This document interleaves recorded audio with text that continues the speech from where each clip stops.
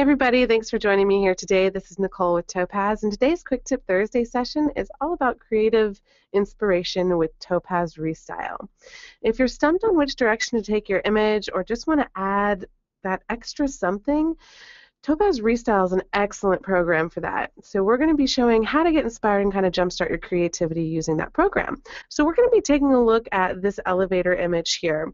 ReStyle can do so many different looks super quickly and get you at least inspired to go a certain direction. Even if it's not going to give you a finished product right away, it's an amazing tool to kind of get your creative juices flowing and just thinking in different directions for an image. Now, all of these that I just clicked on are actually just presets, straight presets from ReStyle. So let's go ahead and jump into the program. I'm just going to take this background image. I'll just do a quick copy, Control J, and take it into Topaz ReStyle. Now, ReStyle is a color theme program. It's going to completely restyle your image based upon color and tone. So you can kind of think about it as your tones in your image shifting. So your lights are going to go one way, your shadows are going to go another, and it just applies this overall tone shift. And it tries to do it in a very intelligent way that allows for you still to have a good tonal range. Sometimes you have to do a little bit extra blending work and kind of zero in on the right preset for that particular image, but you can usually always find something fairly quickly.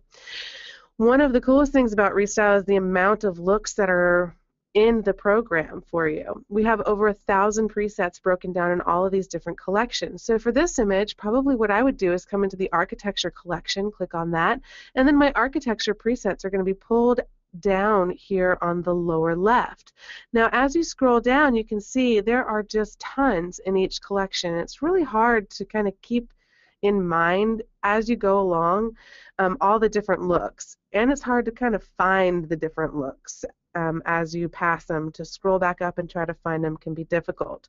So what I always suggest people do is go directly into our grid view mode, which really allows for you to zero in very quickly on what inspires you. So the way that you get there is you come to this little nine boxes here, this little grid icon. You just click right there and open it up. And then it'll open up into a grid view where you can have all different types of search options, and you can see all of these different presets all together, allowing your eye to go to the ones that are going to kind of inspire you the most.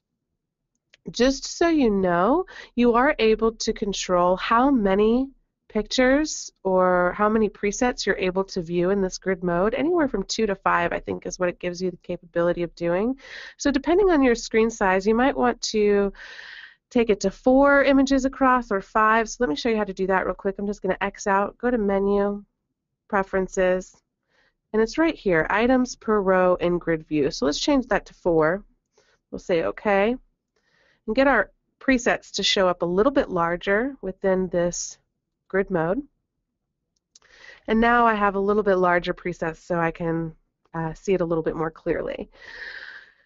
And what I like to do to kind of, as I go through, is just click on the things that inspire me. So if I kind of scroll through here and start thinking, you know, I like these presets that have this more aqua blue coming through the glass of my elevator and the stairwells over here, kind of brighter open areas up on my floor. So if that's what inspires me, I'm going to start clicking on these little blue cameras for all of those types of presets or anything that inspires me.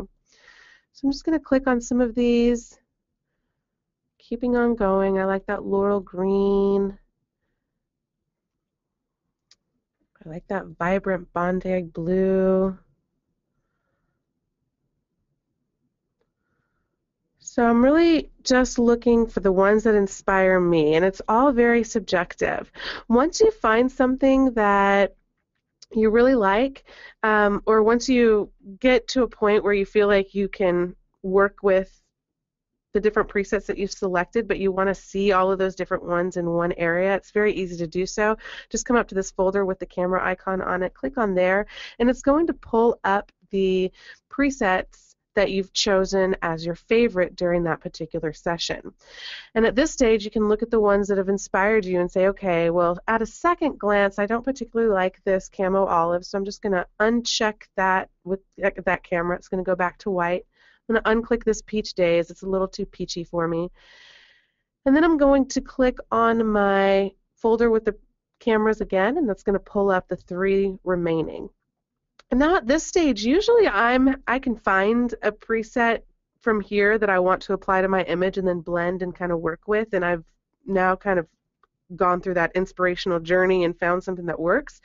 But sometimes I like to come in and continue to search based upon a certain look that I like. And so for me, for this particular image, because I'm kind of going after this more blue with the brighter foreground, I want to find a lot of presets that look like this vibrant Bondi blue. And the way that you can do that is just come over here to this magnifying glass below the main preset, click on it, and it's going to pull up presets that are similar in theme and color to the one that I just chose, this vibrant Bondi blue. Now I can go through here and say, okay, I like this aqua sphere blue. I'm happy there. Oh, actually, I like the stark slate over here on the left. I'm going to click there. And now I've applied that stark slate preset. Here's before. Here's after.